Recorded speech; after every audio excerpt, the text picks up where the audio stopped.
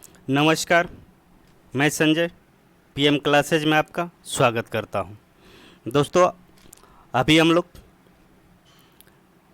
BSSC प्रथम inter स्तरीय exam का जो मेंस हुआ था दिसंबर 2020 में, उसी का पेपर देख रहे हैं हम लोग। पिछले सेशन में हम लोग जीके का पेपर देखे थे, जिसमें सवाल कहाँ से पूछे गए थे वो पेज नंबर के साथ आपको बताया गया था। आज हम लोग मैथ और साइंस वाले सेक्शन को देखेंगे। और आज पेज नंबर चूँकि नहीं कर पाए, उसमें काफ़ी दिक्कत होता है। मैथ में आप कहाँ से क्वेश्चन ढूंढेंगे कि किस पेज से पूछा गया है, ठीक है। लेकिन ओवरऑल एक बताते चलेंगे आपको कि सवाल किस तरीके से और कहाँ मिल जाएगा आपको। तो जो लोग को भी सेशन पसंद आ रहा है, लोगों भी शेयर कीजिए। देखिए, इस तरीके एक सेशन करने में काफ़ी मेहनत लगता है और आप लोग सपोर्ट कीजिए, आप लोगों के बीच फैलाइए, लोग देखें। और जो लोग अभी तक सब्सक्राइब ना किए वो सब्सक्राइब कीजिए और वीडियो ज़्यादा से ज़्यादा आप लोग शेयर कीजिए। जितना ज़्यादा आप लोग वीडियो शेयर कीजिएगा उतना ज़्यादा मज़ा आएगा। देखिए जी, हम लोगों के साथ क्या है ना, वीडियो जितना ज़्यादा लोग देखते हैं ना उतना ज़्यादा एनर्जी मिलता है। एक्चुअली हमारी बातें बहुत लोगों तक पहुंच रही है, तो आप लोग जितनी हो सके आपसे उतनी कोशिश कीजिए और मैक्सिमम लोगों तक पहुंचाइए। तो चलिए आज के सेशन को स्टार्ट करते हैं और देखते हैं हम लोग कि साइंस और मैथ वाले सेक्शन का क्या हालात थे। तो स्टार्ट करते चलते पहला सवाल पे। पहला सवाल देखिए क्या कह रहा है आपसे। कह रहा है एक पुस्तक विक्रेता अंकित मूल्य पर 10% छूट से एक पुस्तक बेचने पर 20% लाभ कमाता है, तो उस पुस्तक के क्रय मूल्य और अंकित मूल्य का अनुपात क्या होगा। सिंपल सी फंडा होता है। इसमें देखिए इस तरह के कॉन्सेप्ट होता है सीपी और एमपी का। इसमें आप लिख सकते हैं 100 माइनस डी और 100 प्लस पी का रेशियो चलता है। तो डी फॉर डिस्काउंट होता है, पी फॉर प्रॉफिट होता है। देखिए 10% अगर घटा देते हैं 100 में 10 तो कितना हो जाएगा 90, और 100 में 25 अगर जोड़ देते हैं तो कितना हो जाएगा 125। कटेगा 5 बार में काट दीजिए, 18 पचे 90 और 25 पचे 25 18 और 25 का रेशियो दिख रहा था ए में। फिर अगला सवाल देखते हैं हम लोग। कह रहा है एक परीक्षा में एक पर विद्यार्थी को एक ही सही उत्तर पर 2 अंक मिलते हैं तथा एक गलत उत्तर पर 1 अंक कम हो जाता है। यदि वो 50 प्रश्न हल करता है तो उसे 70 अंक प्राप्त होते हैं, तो इसके द्वारा हल किए गए सही प्रश्नों की संख्या क्या है। देखिए जब भी इस तरीके का एग्जाम वाला सवाल आपसे पूछे, ठीक है, इसमें एक ही चीज़ याद रखिएगा आप लोग कि अगर आपसे सही प्रश्न पूछ रहा है ना, तो आप समझ लीजिए कि सारे सवाल गलत कर दिए गए। तो कितने सवाल थे टोटल 50, तो अगर 50 का 50 सवाल हम गलत कर दें तो एक सवाल के लिए कितना अंक कम किया जाता है, 1 अंक -1 दिया जाता है। मतलब इसको मिलता कितना 50 नंबर, रियल में मिला किसा उतने 70। तो देखिए ये दोनों का अंतर कितना है, -50 और 70 का 120। अच्छा, एक सही करता है तो कितना मिलता है उसको +2 अंक, एक गलत करता है तो कितना मिलता है -1 अंक। ये दोनों का अंतर कितना है तो 3। इससे भाग दे दीजिए, कै बार में कट गया 40 बार में।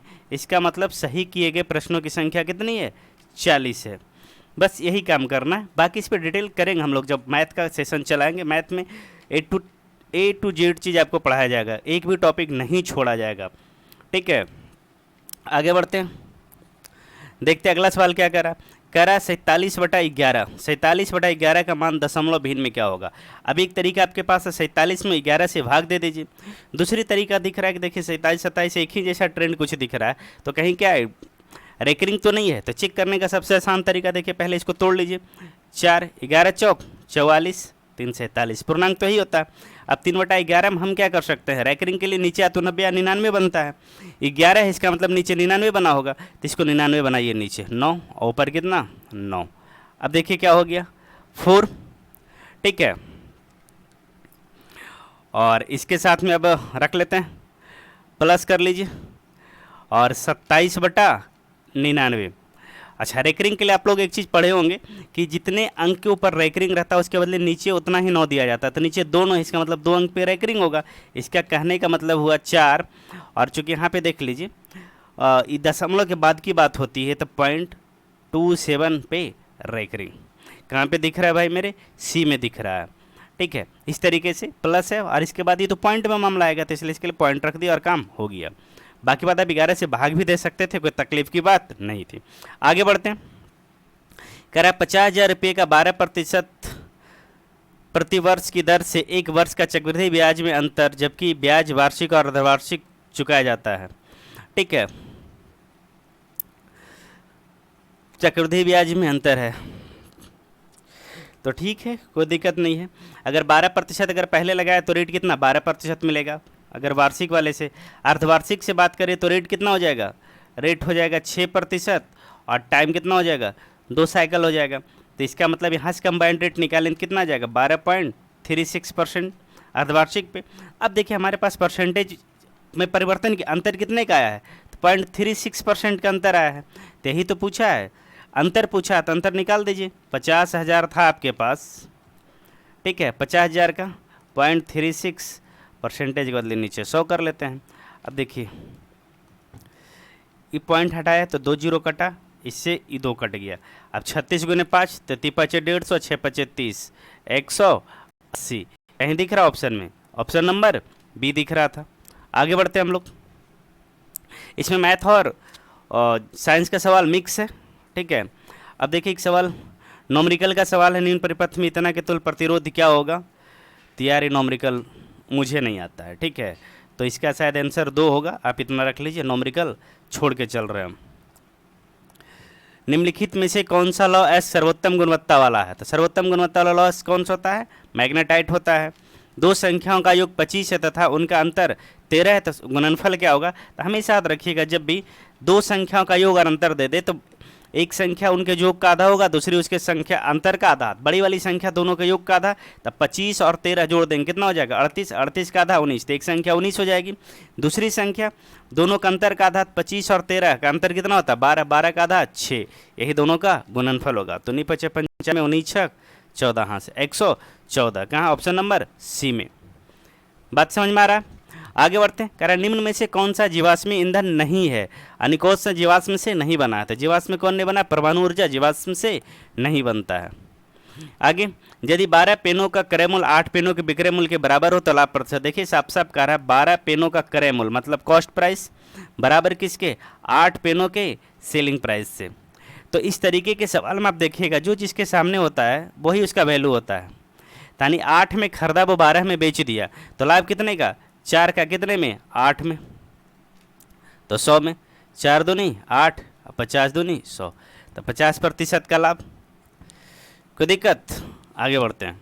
निम्नलिखित में से कौन सा खनिज मोनाजाइट रेत से प्राप्त किया जाता है, थोरियम प्राप्त किया जाता है। कलाम साहब के एक बहुत बड़ा प्रोजेक्ट था कि थोरियम का संग्रह करके इससे ही भारत में बिजली बनाने का प्रोग्राम बनाया जाए, सफल नहीं हो पाया। ठीक है आगे बढ़ते हैं। प्रकाश संश्लेषण के दौरान ऑक्सीजन किस कारण विमोचित होता है। तो ऑक्सीजन किससे निकलता है, पानी से निकलता है, तो जल के प्रकाश अपघटन के कारण होगा। 1 लाख रुपये का 9 माह के लिए 4% प्रति वर्ष की दर से चक्रवृद्धि ब्याज क्या होगा यदि ब्याज तिमाही दे हो। ब्याज क्या हो तिमाही दे, मतलब देखिए अब हमारे पास टाइम क्या हो जाएगा इसमें देखिएगा, टाइम तिमाही में कर दें तो 3 साइकिल हो जाएगा। और रेट की बात करें तो 4 भाग में टूटेगा तो 1% रेट आ गया। ठीक है और सीआई पूछा तो 3 साल के सीआई का फॉर्मूला क्या होता है 331। अब इसी का इस्तेमाल कर देते हैं हम लोग। यहाँ पे देख लीजिए 1000 है, सॉरी 1 लाख था, 1 लाख का पहले 1% निकालिए, 2 जीरो से 2 जीरो गया, बचा कितना 1000। फिर अब जो बचा है उसका इस्तेमाल करेंगे। 1000 का फिर 1% निकाल यानी 1% निकाल दिए तो 2 जीरो से 2 जीरो, बचा कितना 10। फिर 10 का निकाल देंगे कितना 1%, ये कितना आ जाएगा 0.1। कोई तकलीफ। अब देखिए फॉर्मूला का इस्तेमाल कर देते। फॉर्मूला इतना होता है 331 होता है, तो इसमें 3 से गुना कीजिए, 3 से गुना कीजिए और 1 से गुना कर दीजिए। कोई तकलीफ, यही तो होता है। 331 हो गया, 3 3 1 तो 3030। ठीक है 3030.1, 3030.1 कहाँ पे दिख रहा है डी में दिख रहा था। कहानी क्या हो गया समाप्त। आगे बढ़ते हैं। अगला सवाल देखिए, कह रहा है यदि P + Q + R बराबर 1 हो और तो PQ + QR + RQ 1/3 हो तो PQR का रेशियो क्या होगा। देखिए हमेशा याद रख लीजिए जब भी इस तरीके का सवाल करना हो ना तो हमेशा तीनों को इक्वल बांट लेते हैं। ठीक है अगर तीनों को इक्वल बांट लेंगे 1/3 1/3 1/3 तभी जाके इस तरीके का 1/3 आएगा। 3 में 1/3 दे दिया मतलब तीनों इक्वल होगा, दूसरा आपके पास कोई विकल्प नहीं। भरोसा है तो आप लोगों को P बराबर Q बराबर R बराबर 1/3 रख के चेक कर लीजिएगा। 4 रहता तो 1/4 रख दिए होते। ठीक है आगे बढ़ते हैं। संख्या में 8 के स्थानीय मानों का अंतर क्या होगा। तो 8 के स्थानीय मान पहला हम देखिए, पहला बात क्या जीरो, 4 अंक है तो 4 जीरो, 1 2 3 4 जीरो। दूसरा हम देखिए 8 है, उसके बाद कितना अंक, एक इतना कर दिया। अब इसका अंतर 100 में 80 जाएगा, 20 9 कितना 7, तो 7 99 और 20 कहाँ है, डी में। आगे बढ़ते हैं, कह रहा उत्पन्न करता था द्रव्यमान M2। अच्छा इसका कट गया सवाल, ये ऊपर चला गया क्या, नहीं तो अच्छा चलिए सवाल ही अधूरा हो गया, कोई बात नहीं। ऐसे भी नॉमरिकल का सवाल दिख रहा था, बनना तो था ही नहीं। नॉमरिकल का उम्मीद अभी मत रखिएगा हमसे, लेकिन कोशिश करेंगे कि उसको अगर कुछ कर सकते हैं तो करेंगे, या किन्हीं मित्र को बुलाएंगे जो नॉमरिकल आप लोग को पढ़ा सकते हैं। ठीक है, फिलहाल जो हम कर सकते हैं आप लोग करेंगे। सक्रियता श्रेणी में धातुओं की क्रियाशीलता का घटता हुआ सही क्रम क्या होगा। अगर धातुओं की क्रियाशीलता की बात करें, इसमें मैग्नीशियम, कैल्शियम, फेरियम और निकेल है। इसमें सबसे अधिक अगर किसी के पास क्रियाशीलता है तो वो किसके पास है, कैल्शियम, उसके बाद मैग्नीशियम, उसके बाद फेरियम, उसके बाद निकेल। तो कैल्शियम, मैग्नीशियम, फेरियम और निकेल कहाँ मिल रहा था, डी में मिल रहा था। आगे बढ़ते हैं हम लोग, कह रहा 65 छात्रों की कक्षा में 39 लड़कियां हैं। तो अगर मान ये है गर्ल्स हैं और क्या है बॉय है, तो अगर 39 लड़की हो गई तो लड़कों की संख्या कितनी बच जाएगी, 26 बच जाएगा, हो गया। तो अगर ये दोनों के बीच रेशियो अगर देखना चाहे तो 13 39 और 13 दूनी 26, कोई दिक्कत नहीं है। अब कह रहा लड़कियों का वजन, औसत वजन 60 किलोग्राम और संपूर्ण औसत वजन 64 किलोग्राम है। तो कक्षा में लड़कों का औसत वजन कितना है। तो दो तरीका है, या तो इस तरीके से निकाल लिया, फिर एलिगेशन लगा लीजिए। देखिए लड़कियों का कितना है औसत वजन 60 केजी, लड़कों का कितना है मान लेते हैं x, टोटल कितना है 64। एलिगेशन में आपको भी पता है कि क्रॉस गुना करके यहाँ कितना आया 4, और अभी यहाँ कितना आएगा नहीं मालूम है, उसको चेक करते देखिए। और यहाँ पे देखिए रेशियो लड़के का कितना है 2 है और लड़की का 3 है। तो अगर ये 2 के बदले 4 आ रहा था, 3 के बदले यहाँ 6 आना चाहिए। यहाँ 6 आने के लिए 64 और 6 यहाँ कितना जाना चाहिए, x के मान पे 70 रहता तभी तो 6 आता, चूँकि दोनों का अंतर यहाँ लिखते हैं। अच्छा आप सोच सकते हैं कि 64 है तो 6, आखिर 58 क्यों नहीं हो सकता, तो ये भी एक मन में विचार आ सकता है। हालांकि 58 ऑप्शन में नहीं था, लेकिन याद रखिएगा बीच वाली संख्या जो होती है वो किसी एक से बड़ा है तो दूसरे से छोटा होना भी जरूरी है एलिगेशन के लिए, ये बहुत ज़रूरी चीज़ था। तो इसका मतलब हमारे पास लड़कों की संख्या कितना, लड़कों क्या हो जाएगा औसत वजन 70, कहाँ देखिएगा ऑप्शन बी में। आगे बढ़ते हैं, एक छात्र ने जितने प्रश्न सही किए उससे 2 गुना उसने गलत किए। तो जितना सही किया तो मान लेते वो एक सवाल क्या किया, राइट किया, तो रॉन्ग कितना कर दिया, 2 कर दिया, कोई दिक्कत। यदि उसने कुल 48 प्रश्न किए हो तो बताओ सही प्रश्न कितने थे, टोटल कितना 3 यूनिट प्रश्न किया, वो 3 यूनिट कितना 48 है, तो 1 यूनिट बराबर 16। तो सही सही 1 यूनिट तो था, तो इसका मतलब 16 प्रश्न उसने क्या किए सही किए और 32 गलत कर दिए। आगे बढ़ते हैं, अगला देखिए कह रहा है डाइक्लोरोवास, साइपरमेथ्रिन और कार्बन डाइजिन निम्न में से किस प्रकार की दवा है। ज्वार दवा है, थक्कारोधी दवा है, एंटी कैंसर दवा है, कीटनाशक दवा थी, क्या है थक्कारोधी दवा है। निम्नलिखित में से कौन सी सबसे बड़ी भीन है। अच्छा ये सब बताना भूल गए थे पीछे आप लोग को कि मिलेगा कहाँ पे साइंस का सवाल, ना ही एसपीडी में मिलेगा ना ही लुसेंट में मिलेगा। अभी तक सारे सवाल मिल सकते थे उधर नॉमरिकल हटाकर, तो कहीं नहीं मिलने वाला आपको, ठीक है। निम्नलिखित में से कौन सी बड़ी भीन है, तो इसमें से देखिए क्रॉस गुना कीजिए, हमेशा 6 छक 36, 7 पचे 35, तो बड़ा पूछना है तो छोटा वाला हटा दीजिए। 8 छक 48, 7 सत्ते 49, इसको काट दीजिए। 7 चौक 28, 8 तिहाई 24, इसको काट दीजिए। 7/8 आपका आंसर हो गया। जो बड़ा है बड़ी भिन्न पूछा है तो बड़ा, छोटा पूछता है तो छोटा लेते। आगे बढ़ते हैं, कह रहा x बराबर 2, y बराबर 3, तो एक्स वाई का मान क्या आ रही है यार, तो 3 दूनी 6 डायरेक्ट, मतलब ये कोई सवाल था क्या, देख लीजिए। 17 से 84 के बीच ऐसी कितनी प्राकृतिक संख्या है जो 6 से पूर्णतः विभाजित होगी। तो 17 से 84 के बीच, तो दोनों के बीच अंतर कितने का कर लीजिए, 14 में से 7 गया 7, ठीक है, 7 में से गया 6 यानी 67, और 6 से कटने वाली 6 से भाग दीजिए, कई बार पूर्णतः लगा 11 बार, तो ऐसी कितनी संख्याएं संभव है, ऐसी 11 संख्याएं ही संभव है। आगे बढ़ते हैं, कह रहा है 43 216 में कौन सी न्यूनतम संख्या घटाई जाए ताकि वो 123 से पूर्णतः विभाज्य हो जाए।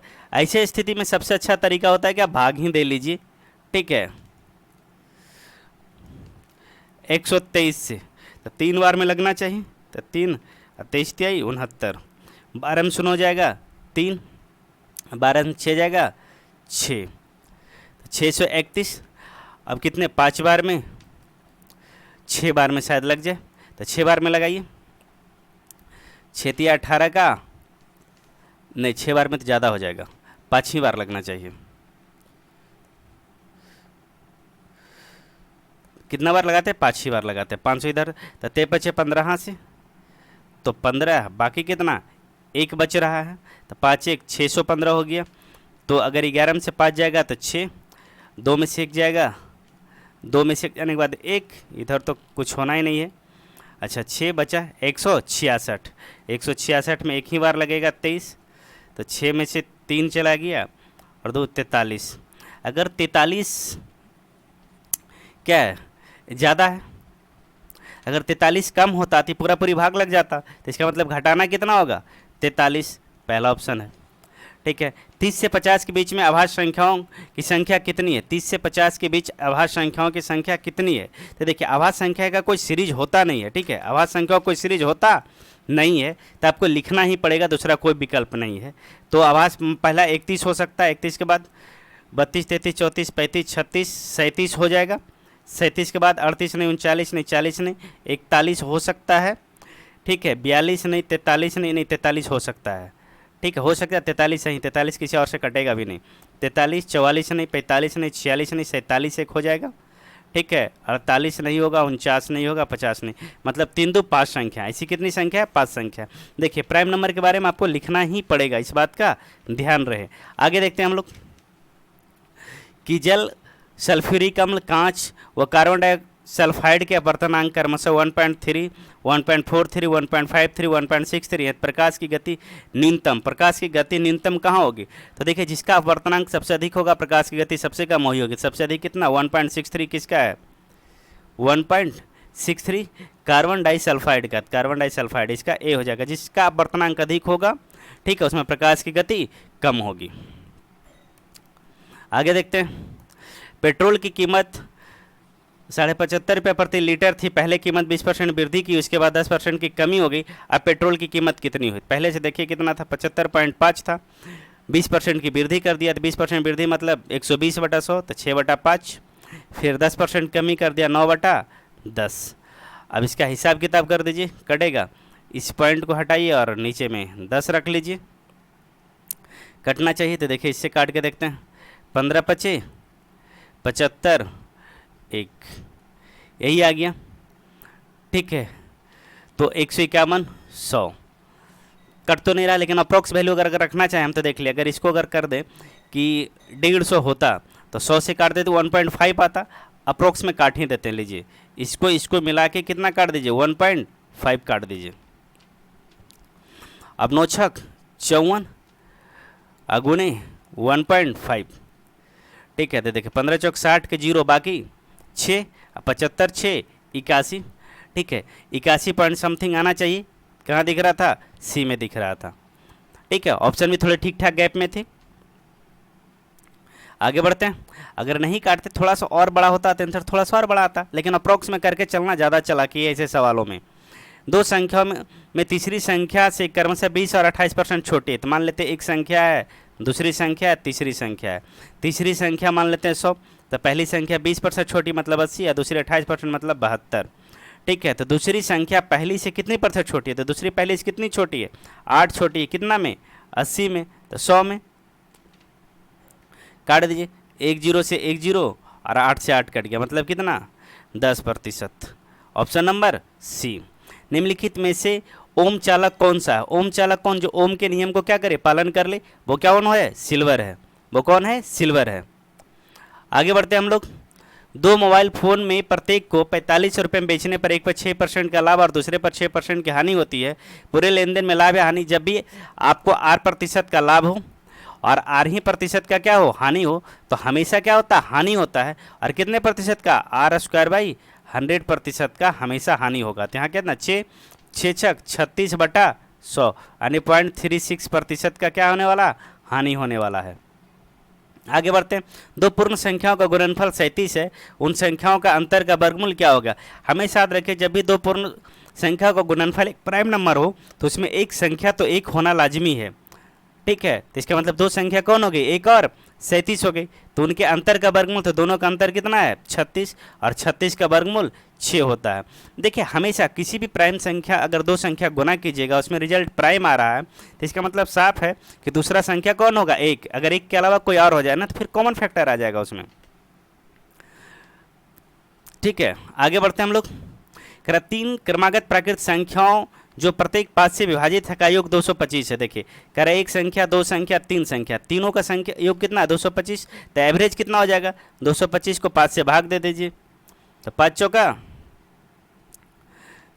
20 और 5 पचे सॉरी 5 से कैसे भाग दे सकते हैं हम लोग भाग दे सकते हैं, 3 संख्या का एवरेज है ना, तो 3 से भाग देना होगा ना।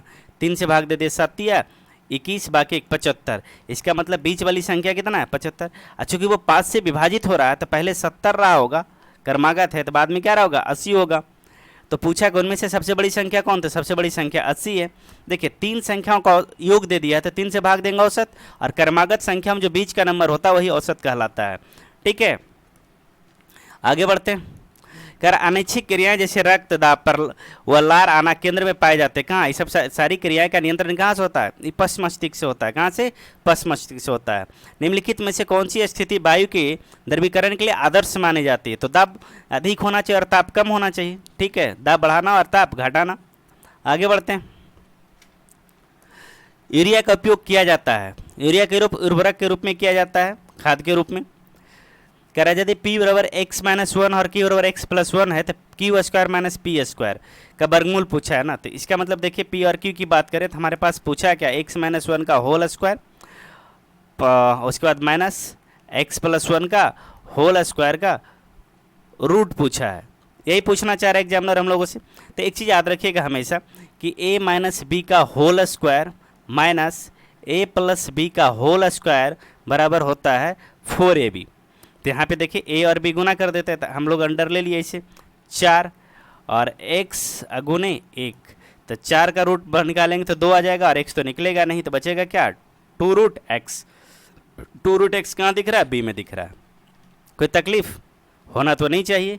आगे बढ़ते हैं, देखते हैं अगला सवाल क्या कह रहा है। कह रहा है निम्नलिखित में से कौन सा ऊर्जा का स्रोत गैर नवीकरणीय है, यानी जिसको दोबारा से यानी नया नहीं किया जा सके। तो जल विद्युत है, सौर ऊर्जा है, पवन है, कोयला नवीकरणीय नहीं है। दो संख्याएं ज्ञात कीजिए जिनका मध्यानुपाती 24 और तृतीयानुपाती 1536 है। तो देखिए मध्यानुपाती होता है रूट ए बी, तृतीयानुपाती होता है तृतीयानुपाती होगा बी स्क्वायर बाई ए, और चतुर्थानुपाती होता है बी सी बाई ए। तो हमसे तृतीयानुपाती पूछा है तो बी स्क्वायर बाई मतलब दोनों से गुना करके, ठीक है, सेकंड वाला का स्क्वायर करके भाग देना। अगर इससे करें तो कट के 24 आ जाएगा, आना कितना चाहिए इतना। अब इसमें देखते हैं 96 गुने 96 भागा 6, तो 16 छक 96, तो 16 छक 96 का 6 बाकी 9 और 16 44, 144 9 153। तो बी नंबर सेटिस्फाई कर गया। बाकी इसी तरीके से करके देखते, अगर ही नहीं करता तो सी और डी करके देख लेते। आगे बढ़ते हैं। इंसुलिन तथा ग्लूकोन हार्मोन शरीर में किससे स्रावित होता है, तो ग्लूकोन का तो मालूम नहीं है लेकिन इंसुलिन पता है कि कहाँ से होता है, अग्नाशय से, तो आंसर अग्नाशय हो जाएगा। आगे बढ़ते हैं। 8 के प्रथम 15 गुणांकों का औसत क्या होगा। तो एक काम कीजिए कि पहले 15 गुणांक का अगर बात करें तो हमेशा देखिए सीरीज में अभी पीछे बताए थे कि मान लेते हैं अगर 3 संख्या है लगातार तो उनका एवरेज क्या होता है बीच वाला, 4 5 रहेगा तो उसका हो जाएगा बीच वाला। अब 15 संख्या है तो इसका मतलब बीच में कौन आएगा, 8वीं संख्या आएगा, बीच में 8वीं संख्या, 7 इधर और 7 संख्या इधर जाएगी आपकी। 4 है, 5 है, 6 है, 7 है, पॉइंट दे ही देते हैं। 1 2 3 4 5 6 7 7 15 संख्या थी, बीच वाला क्या होगा एवरेज। ठीक है, तो करा प्रथम गुणांकों का औसत क्या होगा, तो 8वीं संख्या एवरेज, और करा हर एक संख्या 8 का गुणज है तो ये भी 8 का गुणज होगा, तो 8 8 64। एक तरीका था। दूसरी तरीका आप क्या कर सकते थे कि प्रत्येक 8 का गुणज है तो पहली संख्या आपको मिलने वाला कौन है 8, और आखिरी संख्या 15 8 20 से। कोई दिक्कत तो और हमेशा याद रखिएगा एपी में एवरेज निकालने का एक और तरीका होता है, पहला और आखिरी जोड़ के 2 से भाग दे दीजिए, तो 8 प्लस 120 भागा 2 तो कितना आ जाएगा 64। यहाँ से भी आ जाएगा, आपको जो तरीका अच्छा लगे कर लीजिएगा। अब सिर्फ ये गलती मत कीजिएगा कि 8 16 24 इस तरीके से 15 संख्या लिखिएगा, दिक्कत हो जाएगा। कह रहा प्रथम 10 अभाज्य संख्याओं का औसत क्या होगा। अब प्रथम 10 अभाज्य संख्याओं का औसत क्या होगा, तो अभाज्य संख्या का तो कोई सीरीज होता नहीं है, ये आपको भी पता है कि अभाज्य संख्या कोई सीरीज होता नहीं है, तो अभाज्य संख्या को जोड़ना ही पड़ेगा, आपके पास कोई विकल्प नहीं है। अगर ये बात आपको पता है कि प्रथम 10 अभाज्य संख्याओं का योग 129 होता है, अगर ये बात रट्टा आपके पास था तो इस सवाल को करने में कोई तकलीफ नहीं होता, तो 10 से भाग दे देते 12.9 आ जाता। अगर नहीं है तो 10 आपको क्या करना होगा, लिखना होगा। अब लिखना होगा तो देखिए पहली अभाज्य संख्या आपके लिए कौन है, 2, गलती से एक मत लिख लीजिएगा, एक अभाज्य संख्या नहीं है, 2 है, 3 है, 5 है, 7 है, 7 के बाद 11 है, 11 के बाद 13, 13 के बाद 17, 17 के बाद 19, हाँ 19 है, 19 है, 19 के बाद 20 नहीं होगा, 21 नहीं होगा, 22 नहीं होगा, हाँ 23 हो जाएगा, फिर 23 के बाद 24, 25, 26 नहीं, 27 नहीं, 28 नहीं, 29 हो जाएगा। ठीक है, 29 के बाद फिर 31 हो जाएगा। अच्छा गिन लेते 10 पूरा के 1 2 3 4 5 6 7 8 9 10, यहीं तक है। देखिए रुक दीजिए, अब इसको जोड़ लीजिए। अब इसको जोड़ने के बाद तो चूँकि हमको पहले से पता था कि 129 होता है प्रथम 10 अभाज्य संख्याओं का, तो इसको जोड़ लीजिए। आप देखिए 129 आएगा। चूँकि 10 संख्या पूछा था, 10 से भाग दे देते तो 12.9 आ ही जाता। तो आप इस तरीके से देख लेना होगा आपको। आगे बढ़ते हैं। कौन सी गैस हंसाने वाली गैस के रूप में भी जानी जाती है, तो नाइट्रस ऑक्साइड को हंसाने वाली गैस कहते हैं, ऑप्शन नंबर सी में है। आगे बढ़ते हैं। कह रहा माँ के दूध में पाया जाने वाला प्रतिरक्षी कौन है, IgA। ये भाई लुसेंट और एसपीडी में कहीं मिलने वाला नहीं है, जो लुसेंट और एसपीडी बना मिलेगा बता देंगे उसके बारे में, लुसेंट और एसपीडी में मिलने वाला नहीं है। 18 से 20 रुपये का साधारण ब्याज 9 मार्च 2019 से 21 मई 2019 तक 7.5% दर से कितना होगा। तो हमारे पास तो पहले समय निकाल ले कितना, 9 मार्च से लेके 21 मई तक, यानी 9 मार्च को गिनते हुए मार्च में कितना हो जाएगा, 31 का महीना होता है ना मार्च, जनवरी फरवरी मार्च, हाँ मार्च 31 का होता है, तो आपके पास 9 तो 22 दिन मार्च में ले लिया ही। अच्छा अप्रैल 30 का होता है और मई में 21 दिन तक चला है, तो मई का 21 दिन ले लेंगे, तो हो कितना 30 20 50 20 70 3 73 दिन का हमको ब्याज चाहिए। तो निकाल लेते हैं। 820 का रेट कितना 15/2 इतना प्रतिशत, समय कितना है 73 दिन, और चूँकि साल में है वार्षिक है तो इसको साल में बदल लीजिए, तो 365 से क्या कर दिए भाग दे दिए। अब हिसाब किताब कीजिए, ये कटेगा कैसे, तो काटते हैं। कैसे कटेगा, 1 0 से 1 0 यहाँ से काट दीजिए, इससे शायद कट जाए 5 बार में, ठीक है। बाकी इससे काटिए के बार में कटेगा 3 बार में, ठीक है। मामला पॉइंट में टिकेगा। 2 से काट दीजिए, ये 10 हो जाएगा, और ये कितना 9 दूनी 18 91 हो जाएगा। तो 9 3 9 27, अब भागा 10, मतलब 27.3 कहीं दिख रहा है 27.3, ऑप्शन नंबर बी। देखिए इस सवाल थोड़ा सा कैलकुलेटिव हो जाता है चूँकि आपको दिन जोड़ना था, तो जोड़ ले। अच्छा एक चीज़ और ध्यान रखिएगा, मार्च से बोला तो मार्च 9 मार्च लेना है, 21 मई तक बोला है तो 21 मई भी लेना है। अब 9 मार्च से 21 मई के बीच कहता था नहीं 9 मार्च लेना होता ना 21 मई लेना होता, इस बात का छोटा छोटा ध्यान रखिएगा। आगे बढ़ते हैं। करे एक विद्यालय की कैंटीन के लंच के लिए 20 रुपया तथा दूध के लिए 4 रुपया प्रतिदिन चार्ज करती है। रमेश को 5 दिन के लिए इन चीज़ों की कितनी राशि खर्च करनी होगी, तो 20 रुपया लंच का, 4 रुपया दूध का, 24 रुपया एक दिन में, तो 5 दिन में 24 पचे 20 से 120 रुपया। 3 अंकों की सबसे बड़ी संख्या जो कि 7 की गुणज है कौन होगी, तो 7 से भाग दे के ही चेक कर लेना, सबसे आसान काम है। देखिए 7 लगाएंगे 64 है 98, 12 नहीं कटेगा, ये कटेगा ही नहीं। आगे देखते हैं, यहाँ भी 64 है 98 बचेगा 1, 19 7 से नहीं कटेगा, ये भी नहीं ये भी नहीं। अब देखिए इसमें 64 है 98 बचा 1 14, ये कट जाएगा, तभी रुकते हैं। इससे बड़ा ही तो है ही नहीं, तो हो ही नहीं सकता था, क्योंकि बड़ा संख्या पूछा है ना, तो 93 तो ऑलरेडी बड़ा का है, तो हो गया आंसर। आगे 2 संख्याओं में छोटी संख्या बड़ी संख्या की 2/3 है, उनका योग 60 है तो बड़ी संख्या है। 2 संख्या में छोटी संख्या बड़ी संख्या की 2/3, देखिए 2/3 नॉर्मली हम लोग इस तरीके से लिखते हैं, तो अगर हम बड़ी संख्या 3 मान ले तो छोटी संख्या 2 हो जाएगी, याद रखिएगा, यही हो गया। अब कह रहा है कि यदि उनका योग 60 है तो इनका योग कितना है 60 है, तो हमारे पास कितना यूनिट 5 यूनिट, 5 यूनिट कितना है 60 है, तो 1 यूनिट कितना हो जाएगा भाई मेरे 12 हो जाएगा। पूछा क्या, तो बड़ी संख्या, तो 3 और 2 में बड़ा कौन 3, तो 3 यूनिट का वैल्यू कितना हो जाएगा 12 3 36, कोई तकलीफ कहीं दिख रहा है डी में। निम्नलिखित में से कौन सा रोग विषाणु से होता है? सिफिलिस है, मलेरिया है, चिकन पॉक्स है। चिकन पॉक्स तो वायरस से ही होता है। आगे बढ़ते हैं। देखिए आलू क्या है? आलू तना है। जड़, कली, फल। डंठल है। डंठल ही क्या है? तना होता है। कौन सा हार्मोन रक्त में शर्करा की मात्रा को नियंत्रित करता है? रक्त में शर्करा की मात्रा कौन? इंसुलिन करता है। यदि विद्युत प्रतिरोध कम करना हो तो प्रतिरोधकों की संख्या को किससे जोड़ना जाना चाहिए? तो प्रतिरोध जब भी कम करना तो समांतर श्रेणी में जोड़ा जाना चाहिए। कहाँ जोड़ना जाना चाहिए? समांतर श्रेणी में। इसे घरों में जो बिजली समांतर श्रेणी में ही जोड़ी जाती है। आगे बढ़ते हैं। कंप्यूटर के संदर्भ में वेटवेयर क्या होता है? वेटवेयर उसके मस्तिष्क को बोलते हैं। क्या है? मानव मस्तिष्क है। आगे बढ़ते हैं। समताप मंडल में पराबैंगनी विकिरण किसके द्वारा अवशोषित की जाती है? तो सबको पता है कि ओजोन परत के माध्यम से क्या है, इसको ऑब्जर्व कर लिया जाता है। आगे बढ़ते हैं हम लोग। समान तत्व के सभी आइसोटोप में क्या होता है? आइसोटोप मतलब समस्थानिक होता है, ठीक है, यानी परमाणु क्रमांक सेम होना चाहिए और परमाणु भार अलग अलग होना चाहिए। भिन्न परमाणु क्रमांक नहीं चलेगा, भिन्न नहीं चलेगा। एक जैसे परमाणु क्रमांक सही, किंतु भिन्न परमाणु यही सही है। परमाणु क्रमांक क्या होना चाहिए? समान होना चाहिए और परमाणु भार अलग अलग होना चाहिए, वही समस्थानिक होता है। संभारिक में उल्टा हो जाएगा इसका। आगे बढ़ते हैं।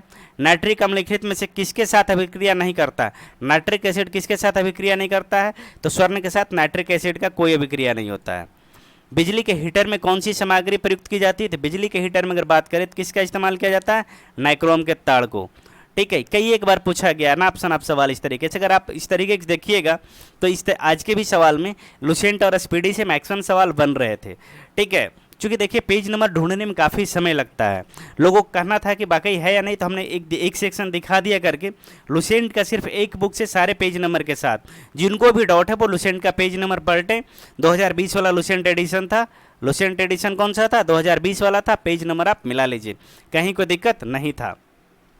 उम्मीद करते हैं आज का भी सेशन पसंद आया होगा और आप लोग देखेंगे मैथ और रीजनिंग का, सॉरी मैथ और साइंस था आज मैथ और साइंस मिलाकर आज 55 सवाल थे।